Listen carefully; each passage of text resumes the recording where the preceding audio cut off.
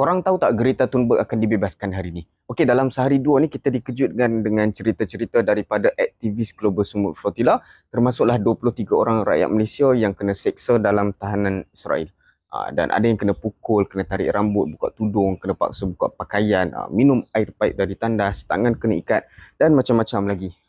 Padahal diorang ni cuma bawa bantuan makanan, susu bayi, keperluan asas ke Gaza. So bila aktivis dari seluruh dunia ni dah mula kongsi pengalaman diorang, makin ramai orang kat seluruh dunia ni benci dengan kezaliman Israel. Bayangkan ratusan ribu yang buat protes dekat bandar-bandar besar kat seluruh dunia. So bayangkan kalau aktivis yang kena tahan beberapa hari tu pun kena seksa macam tu, macam manalah rakyat Palestin yang kena tahan berbulan-bulan, bertahun-tahun.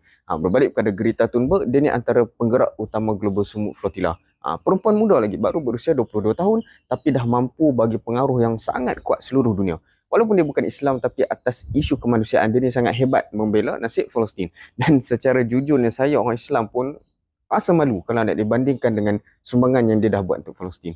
So masa Global Smooth Flotilla dia pun kena tangkap, kena hina, kena seret, kena paksa cium bendera Israel, kena kurung dalam sel penuh pepijat dan macam-macam lagi yang dilakukan oleh Zionis Israel, laknatullah. Dan akhirnya Greta Thunberg akan dibebaskan pada hari ini, Isnin 6 Oktober, bersama lebih 70 orang aktivis yang lain dari seluruh dunia. So kita doakan semoga ratusan aktivis yang masih ada dekat Israel tu dibebaskan dengan segera. Dan sekarang ni dunia menjadi saksi bahawa keberanian diorang tu tak sia-sia untuk tembus sekatan Israel ke Gaza. Dan semoga pembebasan diorang tu menjadi permulaan agar lebih banyak bantuan akan betul-betul sampai dekat Palestin selepas ni. Dan kita yang jauh ni teruskan doa, sebarkan kisah inspirasi ni sebab Allah pasti akan menilai setiap usaha yang kita buat walaupun kecil untuk bantu saudara-saudara Islam kita di bumi Palestin, insya-Allah.